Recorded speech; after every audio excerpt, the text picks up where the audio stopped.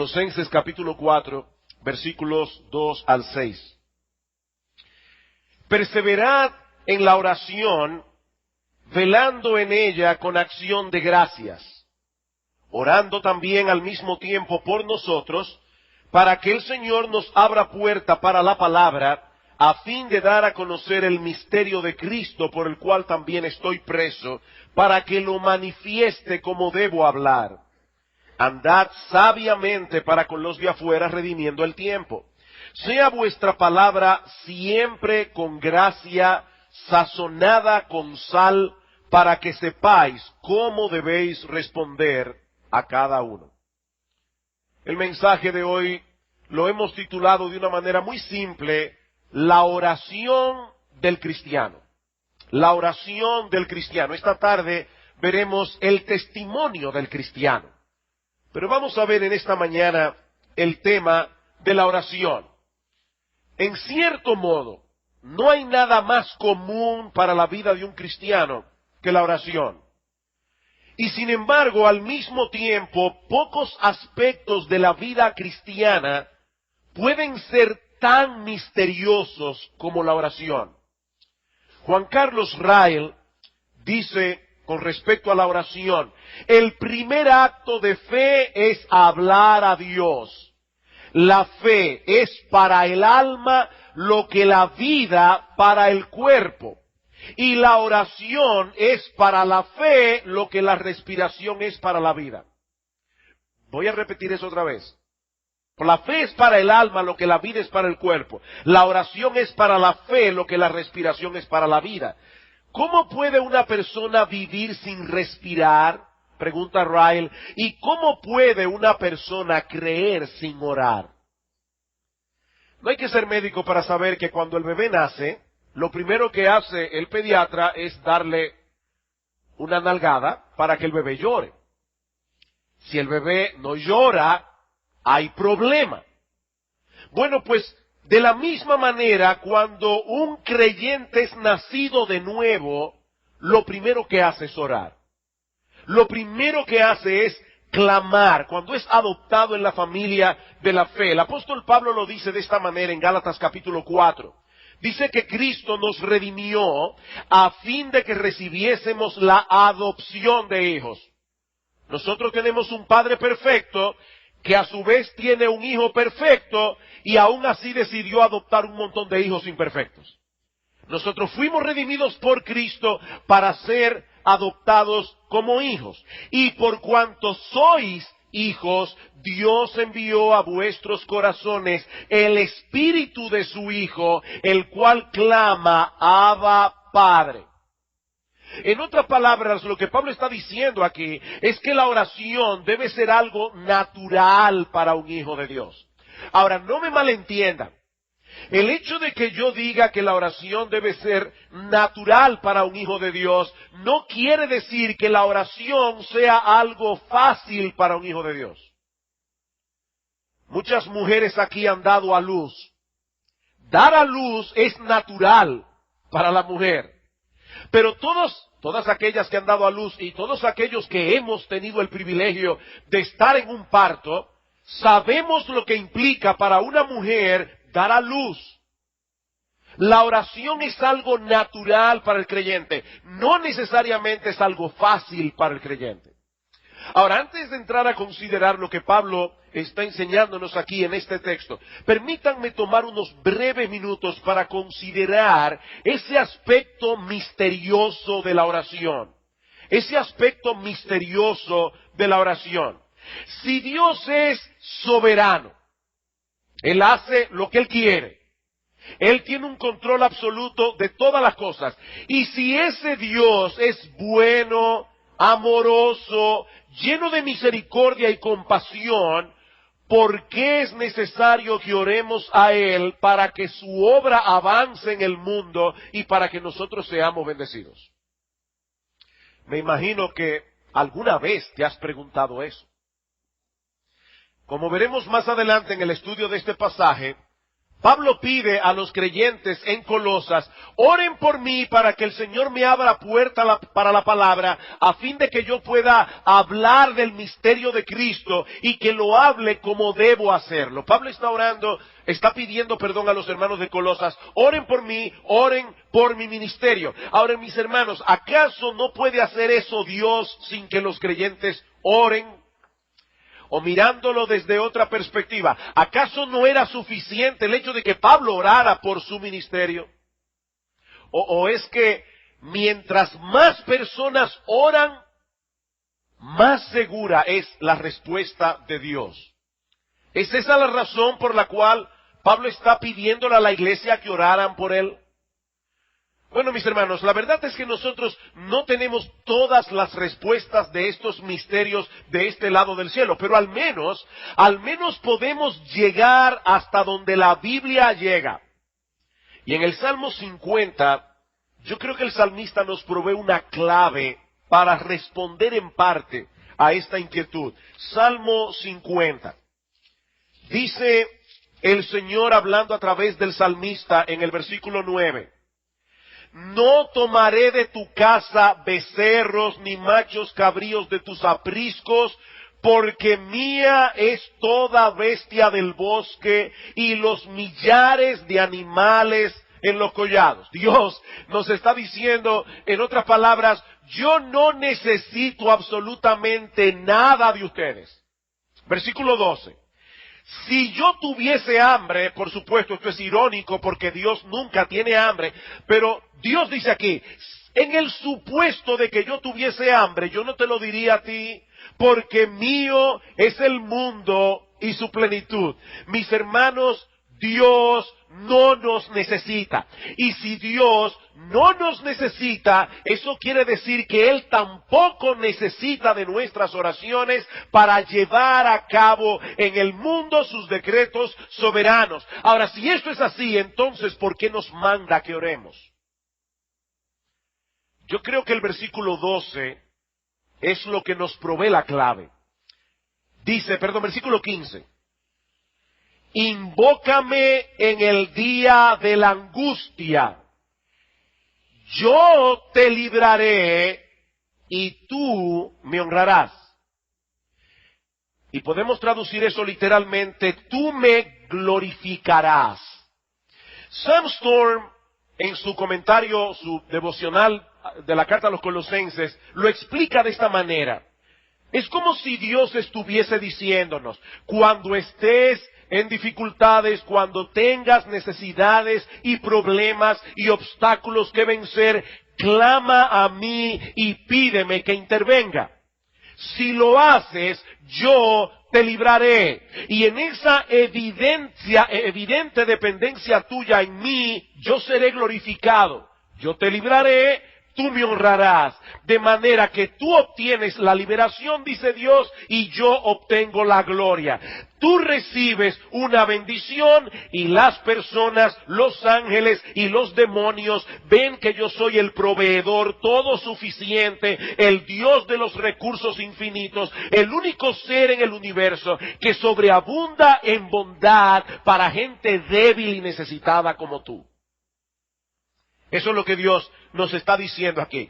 Nuestras oraciones subrayan o manifiestan nuestra dependencia en Dios. Y nuestra dependencia en Dios le da gloria a Él. Cuando nosotros venimos delante de Dios en oración, nosotros somos humillados como seres dependientes. Y Él es glorificado como aquel de quien sus criaturas dependen.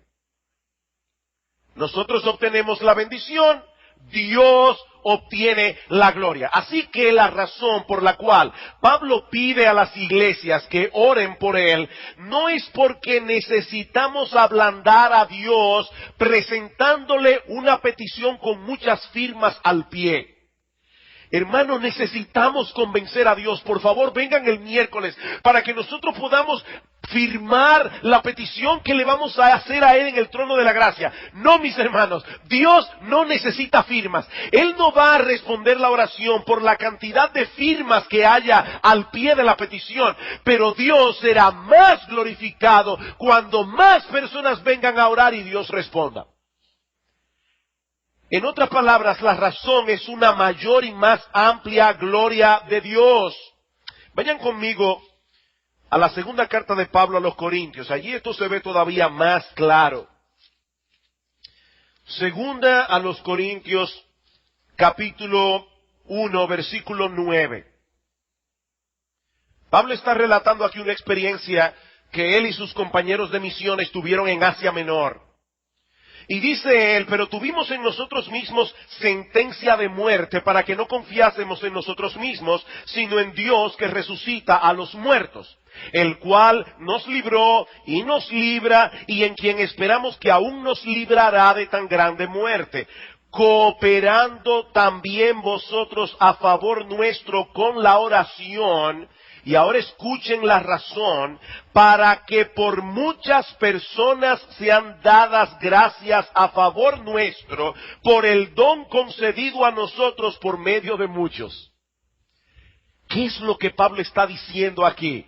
En palabras muy simples, que Dios es más ampliamente glorificado cuando un grupo de sus hijos se acercan a Él en oración para interceder por alguien, de manera que cuando Dios responda a esa oración, ese gran grupo de creyentes que le pidió por esta petición, ahora le va a dar gracias como un solo hombre.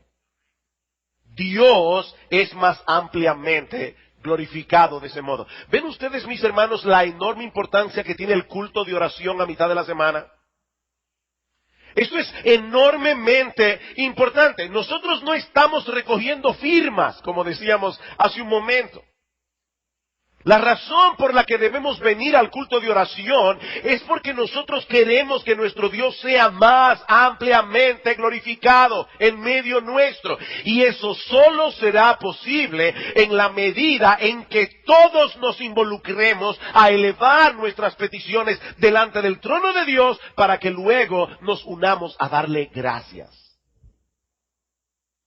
Así que a menos que una causa de fuerza mayor te lo impida, mi amado hermano, tu deber es estar aquí el miércoles clamando a Dios para una mayor gloria de Él. Con esto en mente, pasemos ahora a considerar este pasaje de la carta a los Colosenses, donde encontramos básicamente dos cosas, una exhortación general y una petición particular. Veamos en primer lugar la exhortación, Colosenses capítulo 4, versículo 2. Perseverad en la oración, velando en ella con acción de gracias. Es increíble la cantidad de cosas que hay encerrada en esas pocas palabras. Perseverar en la oración. Esa palabra perseverar significa permanecer haciendo algo a pesar de las dificultades, a pesar de los obstáculos que se presentan en el camino. Así que el asunto, según Pablo, no es orar en un momento dado, es permanecer orando. Muchas veces nosotros hemos dicho que cuando viene la prueba, cuando viene la dificultad, nosotros creemos en el momento, pero entonces la dificultad se extiende y pasan los días y se convierten en semanas y las semanas se convierten en meses y a veces los meses se convierten en años. Y entonces la fe nuestra comienza a decaer. Por eso, mis hermanos, lo más importante no es creer en el momento de la prueba, es seguir creyendo. Bueno, pues de la misma manera, no solamente debemos orar en el momento, es seguir orando, aun cuando parece que nuestras oraciones no están haciendo ninguna diferencia. ¿Recuerdan ustedes la parábola del juez injusto en Lucas 18? Dice que Cristo dio esta parábola precisamente para que nosotros nos dediquemos a orar sin desmayar. Y pone el ejemplo de una viuda que viene delante de un juez y le pide que le haga justicia. Y el juez es un hombre malo, es un hombre perverso. A él no le preocupa el caso de la viuda, pero finalmente dice, porque esta viuda me es molesta, voy a atender su caso. Y dice Cristo, si esa fue la reacción del juez injusto, ¿cuál no será la reacción de nuestro Padre amante? Ahora hay otra parábola en Lucas, y esa sí yo quiero que ustedes la busquen, en Lucas capítulo 11. Lucas capítulo 11. Una parábola con una enseñanza similar. Solo que hay un detalle aquí que yo quiero subrayar.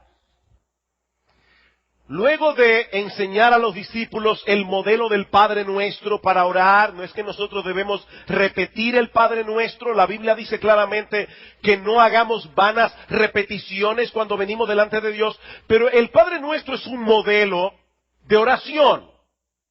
Y entonces el Señor dice en el versículo 5, les dijo también, ¿quién de vosotros que tenga un amigo va a él a medianoche y le dice, amigo, préstame 3 panes, porque un amigo mío ha venido a mí de viaje y no tengo que ponerle delante?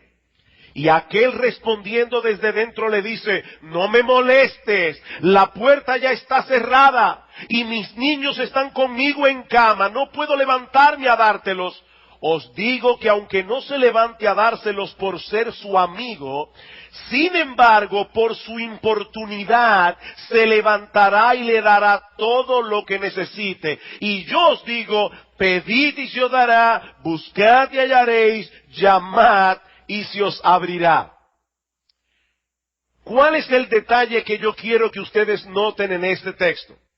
Aquí hay un hombre acostado en cama con sus hijos.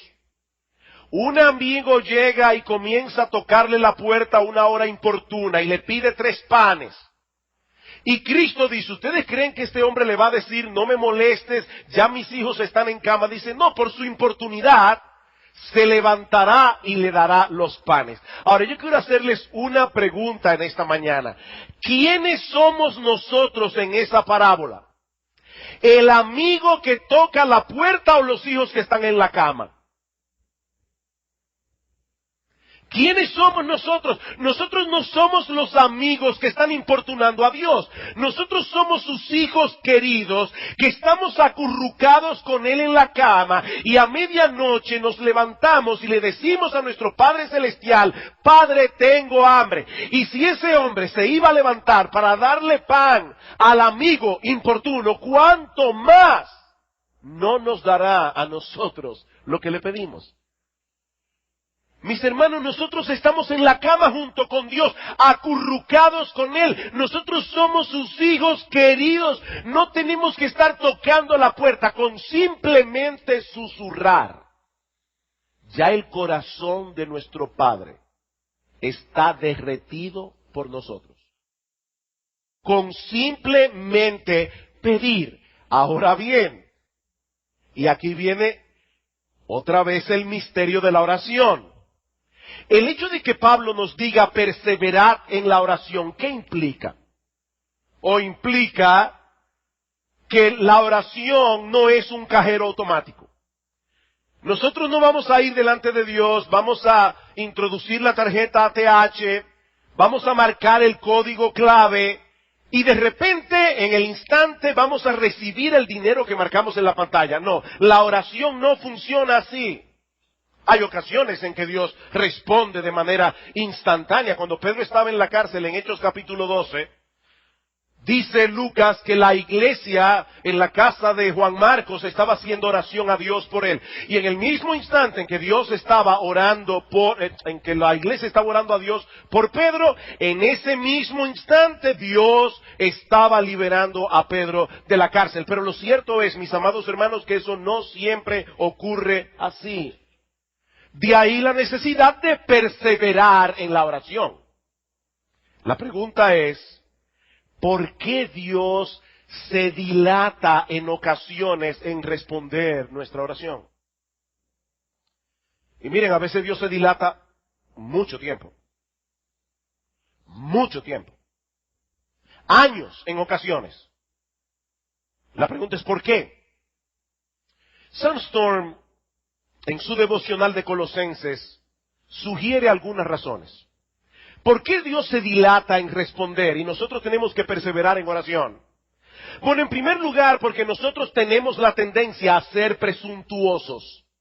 Para los niños que están aquí, que tal vez no entienden lo que significa esa palabra, en palabras más sencillas y entendibles, nosotros tenemos la tendencia a creer que Dios está obligado a darnos siempre lo que pedimos cuando lo pedimos y en la forma como lo pedimos. Eso es lo que significa ser presuntuoso.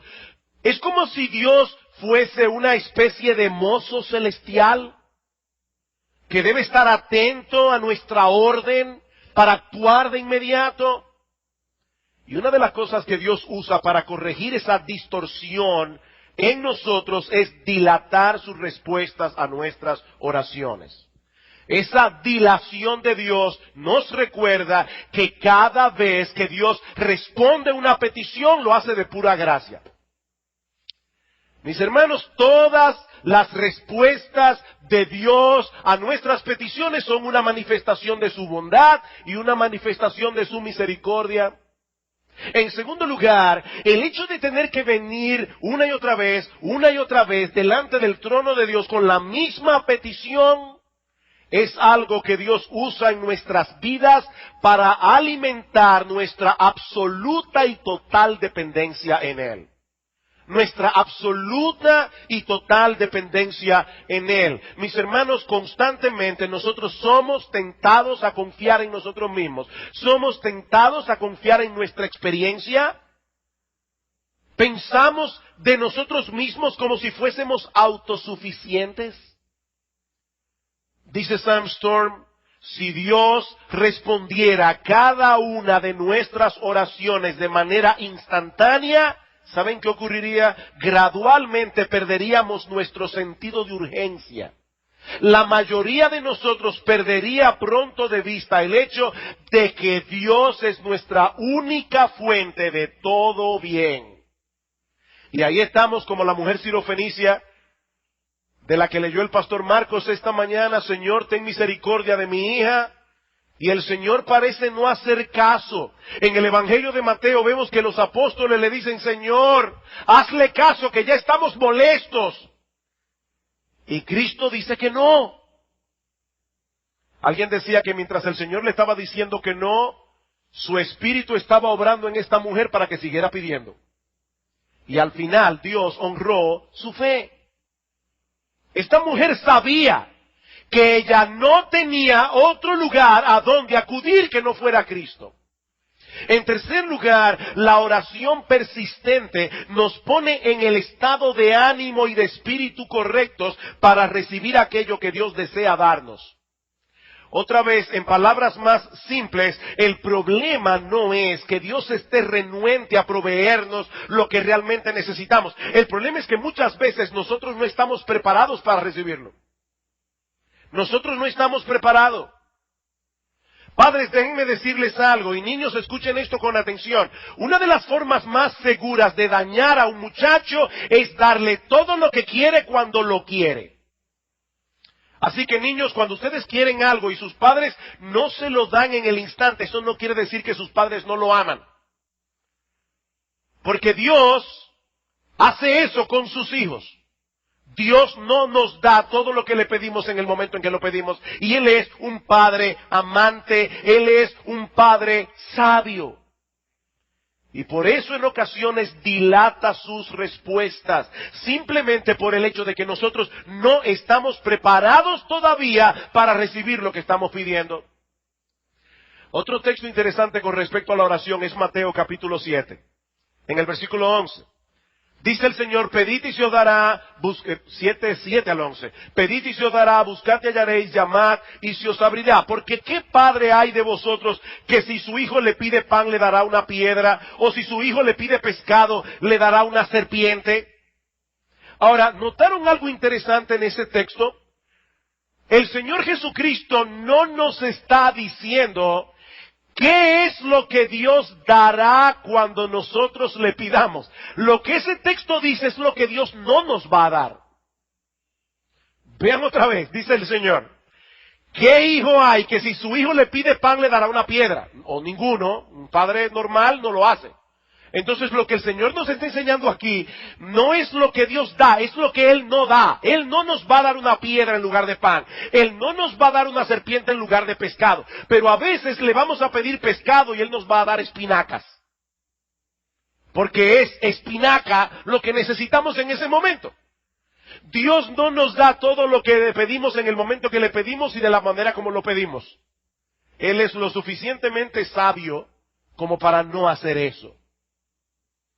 Mis hermanos, tal vez algunos de nosotros teníamos tendríamos un serio orgullo en el corazón si todos nuestros hijos fueran cristianos. O tal vez nosotros tendríamos un problema, algunos tendrían problemas con la idolatría. Si Dios le diera el esposo o la esposa por la que está clamando delante de Dios, o si Dios le diera la salud, tal vez se volverían autosuficientes. Y debo aclarar que yo no estoy aquí tratando de interpretar la providencia de Dios en el caso de cada cual. Bueno, mira, Dios no te ha dado todavía que tus hijos se conviertan porque tú eres un orgulloso, o Dios no te ha provisto un esposo o una esposa porque tú eres un idólatra. Yo no estoy diciendo eso. Lo que estoy diciendo, mis amados hermanos, es que Dios sabe en qué momento Él nos va a dar lo que Él quiere darnos, y va a ser en el momento preciso. En 2 Corintios capítulo 12, Pablo dice: Señor, quítame este aguijón. ¿Y qué le dice el Señor? No, Pablo, bástate mi gracia, mi poder se perfecciona en la debilidad. Tú necesitas este aguijón en este momento. Y lo que me llama más la atención es lo que Pablo dice después. Dice: bueno, si eso es así, de buena gana me gloriaré en mis debilidades. ¿Qué? Espérate. Tú me estás diciendo que te vas a gloriar de buena gana en tener un aguijón en el cuerpo, probablemente una enfermedad. Pablo dice: sí, no porque yo sea masoquista, sino porque yo he entendido que hay una mayor gloria de Cristo en usarme a mí a pesar de mi aguijón. Así que yo de buena gana me gloriaré, porque ahora he entendido que Cristo se glorifica más en mí precisamente por mi debilidad. Pablo quería la gloria de Cristo, a como dé lugar. En cuarto lugar, la perseverancia en oración nos ayuda a purificar nuestras peticiones. El hecho de tener que venir una y otra vez delante del trono de Dios es algo que Dios puede usar para que nosotros diferenciemos entre aquellas cosas que verdaderamente necesitamos y las otras que son meros deseos egoístas. Venimos delante de Dios y tenemos que repensar lo que estamos pidiendo. ¿Qué dice Santiago capítulo 4 versículo 2? Muchos de ustedes no tienen lo que quieren porque no lo piden, y otros porque piden mal, para gastar en vuestros deleites. El tener que venir delante de Dios nos ayuda a evaluar nuestras motivaciones al pedir esas cosas. ¿Por qué tú quieres que Dios te dé eso? Dios conoce tus motivaciones. Dios conoce mis motivaciones. Nosotros somos los que a veces no las conocemos. Y Dios obra en ese perseverar para que nosotros podamos purificar, refinar lo que estamos pidiendo delante de Él. En quinto lugar, la perseverancia en oración nos ayuda a cultivar la virtud de la paciencia. La virtud de la paciencia. Mis hermanos, el hecho de que Dios retenga su respuesta es para enseñarnos a esperar pacientemente en Él. Paciente esperé a Jehová, dice el salmista. Pacientemente. ¿Saben que algunas personas piensan en la paciencia como una virtud pasiva? Paciencia, no, eso es resignación. No, la paciencia no es una virtud pasiva. Paradójicamente, esperar en Dios es una de las cosas que más esfuerzo requiere. Eso no es pasivo. Aprender a esperar en Él es una de las lecciones más difíciles para un cristiano. Y una de las más vitales. ¿Saben por qué? Porque sin paciencia no hay madurez. Sin paciencia no hay madurez. Los niños tienden a ser impacientes. Yo me acuerdo cuando nosotros vivíamos en San Juan de la Maguana, nos mudamos aquí cuando yo tenía 9, así que viajamos un montón de veces a la capital antes de los 9 años. Y una de las cosas que yo recuerdo perfectamente, yo no recuerdo muchas cosas de mi niñez, pero sí me acuerdo sentado en el carro preguntando 25,000 veces, ¿ya estamos llegando? No, todavía. Y antes la carretera no era como ahora, ¿verdad? La carretera duraba más. Y ya estamos llegando. El muchacho es impaciente. Bueno, de la misma manera, hay adultos impacientes. Y un adulto impaciente es un adulto inmaduro. ¿Qué dice Santiago, capítulo 1? Hermanos míos, tened por sumo gozo cuando os halléis en diversas pruebas, sabiendo que la prueba de vuestra fe produce paciencia, y la paciencia produce en vosotros un carácter maduro. La paciencia produce madurez. Eso es lo mismo que Pablo enseña en Romanos capítulo 5, versículo 3. Nos gloriamos en las tribulaciones. ¿Por qué? Porque la tribulación produce paciencia y la paciencia produce, lamentablemente Reina Valera dice produce prueba, pero la palabra que se usa allí debe traducirse más bien produce un carácter probado.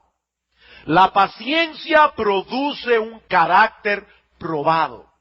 En sexto lugar, cuando Dios se dilata en responder, no necesariamente nos está diciendo que no. Cuando Dios se dilata en responder, no necesariamente nos está diciendo que no. Tal vez nos está diciendo, espera un poco, hijo mío. Claro, el espera un poco de Dios es muy diferente al espera un poco de nosotros. Espera un poco, hijo mío. Espera el momento más propicio, el momento más oportuno. ¿Saben una cosa, mis amados hermanos? Dios conoce todas las variables. Dios conoce todas las posibilidades. Él sabe, si le doy esto a mi hijo en este momento va a ocurrir esto, esto y lo otro. Así que cuando Dios responda va a ser en el mejor momento. Cuando su nombre sea más glorificado y nosotros estemos más preparados para recibir la bendición. Ahora bien, sí, yo he mencionado 6 razones de por qué Dios se dilata en responder. Si ninguna de esas razones te hace sentido y tú todavía sigues perplejo porque Dios está dilatando en responderte, sigue perseverando en oración. Mis hermanos, Dios no nos pide que nosotros descifremos los misterios de su providencia. Lo que Dios nos pide es que obedezcamos. Y Dios dice en ese texto y en muchos otros textos del Nuevo Testamento que nosotros debemos perseverar en oración. Como dice el puritano William Gurnall, Dios no está obligado a responder de inmediato nuestra oración, pero nosotros sí estamos obligados a orar, aunque Él no nos responda. Y yo sé que esto genera una tensión en el creyente entre la persistencia en la oración y descansar con mansedumbre en su voluntad soberana. John MacArthur dice que este conflicto se resuelve mediante la persistencia y la aceptación final de la respuesta de Dios. Señor, yo voy a seguir orando, a seguir orando, a seguir orando. Al final, lo que tú decidas, por mí está bien, pero yo voy a seguir orando. Yo voy a seguir persistiendo. Es por eso que nosotros decimos muchas veces desde este púlpito que la clave de la mansedumbre en la vida cristiana no está simplemente en confiar en la bondad y el poder de Dios, sino también en su sabiduría.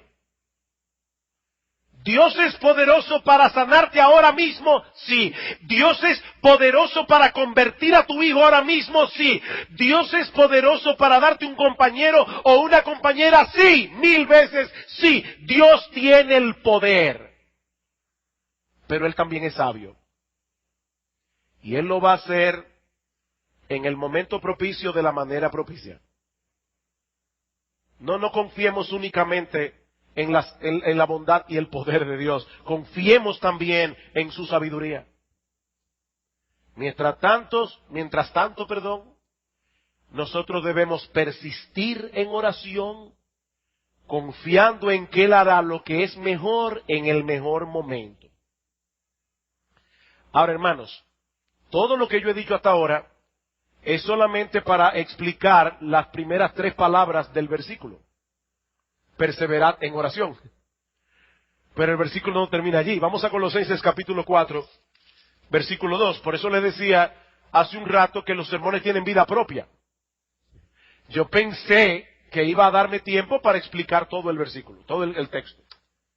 Pero imagínense ustedes si ya son las 2 y vamos por la primera 3 letras, 3 palabras. 4 palabras. Perseverad en la oración, velando en ella con acción de gracias. Perseverad en la oración velando en ella. La palabra velar significa literalmente estar despierto. Por eso es que uno dice, me pasé la noche en vela. No pegué un ojo, no pude dormir. De ahí que metafóricamente la palabra velar también se usa para tener los sentidos alertas. Imagínense, yo no voy a mencionar ningún barrio aquí, porque primero yo no sé cuál es el barrio más peligroso de la capital, y en segundo lugar tal vez hay alguien que vive en ese barrio y se va a ofender.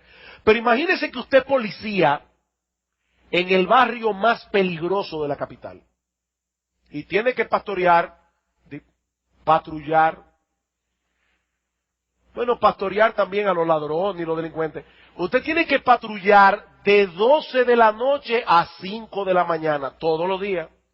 Mire, yo estoy seguro que usted no va a coger una siesta en el carro de policía. Usted va a estar con todos sus sentidos alertas. Bueno, esa es la idea de lo que Pablo está hablando aquí. Oren con todos vuestros sentidos espirituales despiertos, alertas. En Efesios 6:18, Pablo lo dice de esta manera: orando en todo tiempo, con toda oración y súplica en el Espíritu, y velando en ella con toda perseverancia y súplica por todos los santos.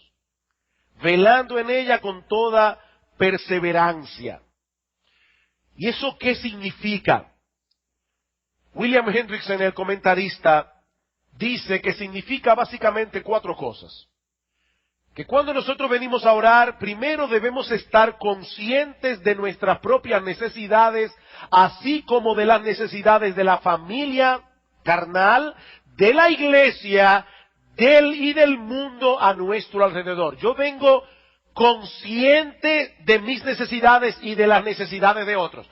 En segundo lugar, vengo a orar consciente de los peligros que amenazan la comunidad cristiana. Que dice primera de Pedro 5:8, sed sobrios y velad, porque vuestro adversario, el diablo, como león rugiente, anda alrededor buscando a quien devorar. Mira, mi amado hermano, yo no sé en qué barrio de la capital tú vives, pero créeme, el diablo es 1000 veces más peligroso que los más peligrosos delincuentes del barrio más peligroso de la capital. Y él anda alrededor buscando a quien devorar. Nosotros no estamos en un picnic. Nosotros estamos inmersos en una guerra. En tercer lugar, conscientes de las bendiciones recibidas, y eso lo veremos en un momento porque Pablo dice orando con acción de gracias, y finalmente conscientes de la voluntad de Dios, porque nosotros debemos orar conforme a la voluntad de Dios, no pedir lo que Él no ha prometido dar. Una persona que venga a orar consciente de sus necesidades y de las necesidades del otro, consciente de los peligros que amenazan la iglesia cristiana, consciente de las bendiciones que ha recibido de la mano de Dios y consciente de la voluntad de Dios, es una persona que nunca le faltarán motivos para orar ni motivación para hacerlo. A veces hay personas que vienen a orar y uno dice, ¿y realmente querrá que Dios le responda? Mira, Señor, tú sabes que a fulano se le está muriendo un hijo de 3 años, que se le está muriendo un hijo de 3 años y tú estás pidiendo por él así. Eso es una persona que no está despierta, está medio dormida. Y a veces, hermano, cuando una gente se para aquí a orar, yo lo he dicho otras veces, lo dije esta semana en el culto de oración, parece que los hermanos que están oyendo la oración se durmieron. Uno oye un amén, amén. No, amén, yo estoy de acuerdo con lo que él está pidiendo, Señor. Yo también estoy despierto, siguiendo la oración de este hermano, porque, Señor, yo quiero que tú respondas. Es de esa manera que nosotros debemos venir a orar. Es con un sentido de urgencia. Hay urgencia. Así que debemos orar con perseverancia, debemos orar con todos nuestros sentidos alertas, pero también debemos orar con acción de gracias, dice Pablo.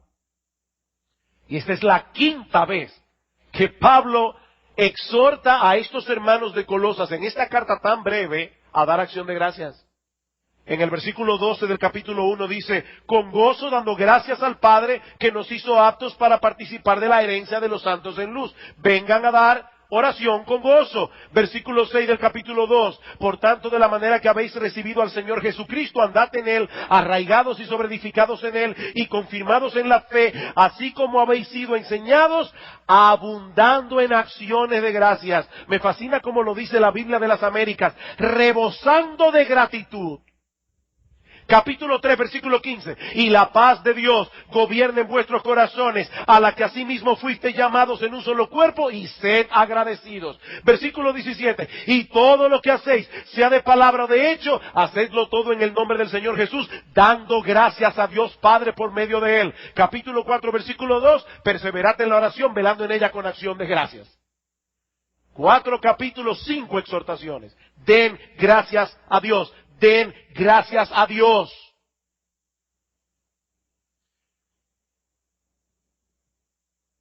Mis hermanos, ciertamente nosotros estamos en un campo de batalla, pero no por eso debemos vivir paralizados de temor. Y ahí hay un contraste aquí. Vengan con vuestros sentidos espirituales alertas, pero vengan también con acciones de gracia. ¿Saben por qué?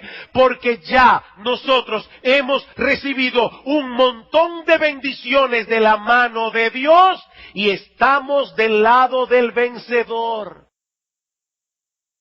Mira, mi hermano, yo no sé cuáles son las dificultades con las que tú viniste a la iglesia hoy en la mañana. Yo no lo sé, yo sé que algunos aquí están lidiando con muchas dificultades. Y una de las cosas más terribles que puede hacer un cristiano que quiere consolar a otro que está pasando por dificultades es minimizar sus problemas. Eso no es nada, si tú supieras lo que le está pasando a fulano.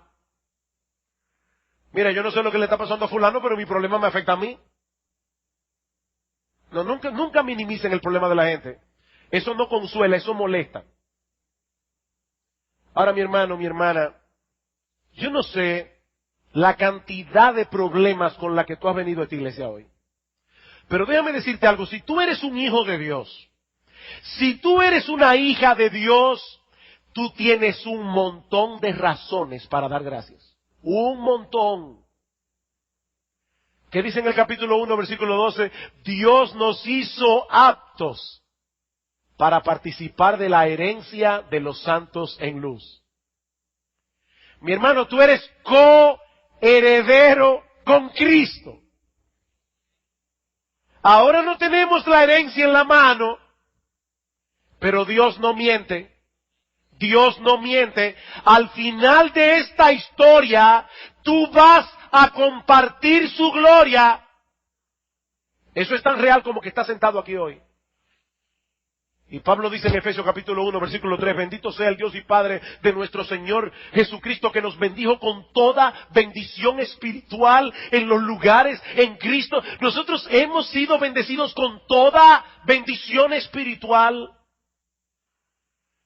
Mira, mi hermano, la próxima vez que te dispongas a orar, piensa en esto, piensa en esto. Si tú eres creyente, el único Dios vivo y verdadero, creador de los cielos y de la tierra, nos amó con un amor tan grande que entregó lo más preciado que Él tenía, su propio Hijo, para poder adoptarnos como sus hijos. ¿Y qué dice Pablo en Romanos capítulo 8, versículo 32? Si Dios no escatimonia a su propio Hijo, sino que lo entregó por nosotros, ¿cómo no nos dará juntamente con Él todas las cosas? Ese todas las cosas son las mismas todas las cosas del versículo 28. A los que aman a Dios, todas las cosas les ayudan a bien. Eso no significa, como dice John Piper, todo lo que mi corazón engañoso desea. Eso significa todas las cosas que van a cumplir el propósito por el cual Dios nos escogió. Y ese propósito es hacernos conforme a la imagen de su Hijo. Miren, mis hermanos, nosotros estamos muy acostumbrados a escuchar esta frase: Dios escucha la oración de sus hijos. Óyelo otra vez. Dios escucha la oración de sus hijos. O sea, Dios está en su trono gobernando el universo entero. Él es Rey de reyes y Señor de señores. Todas las estrellas, todas las galaxias están en sus manos. Él está atento a todo lo que Él ha creado. Y ¿sabes qué, mi amado hermano? Él nunca está demasiado ocupado para ti. Esa frase se dice rápido. Dios escucha las oraciones de sus hijos. No es para decir, wow, Dios escucha las oraciones de sus hijos. Como dice el salmista en el Salmo 34, los ojos de Jehová están sobre los justos y atentos sus oídos al clamor de ellos. Claman los justos y Jehová oye y los libra de todas sus angustias. ¿Quieres algo más? Él no solamente nos oye, es que Él tiene la capacidad, el poder y la sabiduría para darnos más abundantemente de lo que pedimos o entendemos, como dice Pablo en Efesios capítulo 3, versículo 20.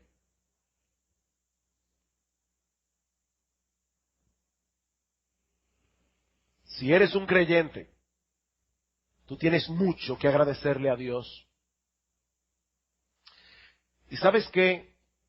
La gratitud es algo que impacta profundamente la vida del cristiano. Por nada estéis afanosos, sino sean conocidas vuestras peticiones delante de Dios en toda oración y ruego, con acción de gracias, Filipenses 4:6, y la paz de Dios que sobrepasa todo entendimiento, guardará vuestros corazones y vuestros pensamientos en Cristo Jesús. Cuando nosotros estamos conscientes de todas las razones por las cuales nosotros debemos darle gracias a Dios, mis amados hermanos, la paz de Dios gobierna nuestros corazones. En medio de cualquier vendaval,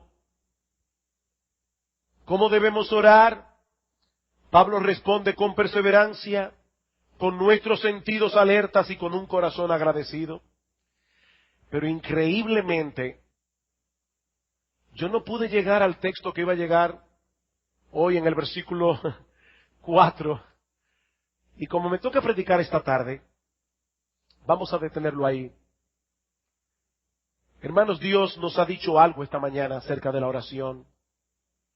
Dios nos ha dicho algo en esta mañana acerca de la importancia de orar. Mis hermanos, la oración no es un placebo. ¿Saben lo que es un placebo, verdad? Es una sustancia que no tiene ningún poder curativo. Pero la gente se lo toma y psicológicamente se siente mejor. Y no hizo nada porque eso no tiene ningún poder curativo. No, la oración no es un placebo. Mis hermanos, Dios amarró todas las cosas para que su obra se llevara a cabo a través de la oración de su pueblo. De esa manera, nosotros somos beneficiados al participar junto con Él del desarrollo de sus planes, y Dios es más ampliamente glorificado a través de las oraciones de su pueblo. Y mi amigo, si tú estás aquí en esta mañana y tú no eres cristiano, yo no quiero que tú tomes para ti promesas que no son para ti. Dios promete escuchar las oraciones de sus hijos. Dios promete escuchar las oraciones de aquellos que han visto su miseria, que han visto su dependencia absoluta y total de Dios, no solamente para ser salvos, sino también para poder vivir la vida cristiana. ¿Sabes, mi amigo, lo que es un cristiano? Es una persona que no tiene la menor confianza en sí mismo para llegar algún día al cielo delante del trono de Dios. Es una persona que ha visto su pecado, es una persona que ha visto su miseria, que viene delante de Dios diciendo: Señor, yo no tengo nada que ofrecerte, pero vengo confiado únicamente en la obra que Cristo llevó a cabo en la cruz del Calvario, en la sangre que Él derramó en esa cruz para limpiar mis pecados. Es en ti, Señor, y es en tu Cristo en que yo confío. Entonces, y solo entonces, Dios comenzará a tratarte como un hijo. Dios comenzará a escuchar tus oraciones.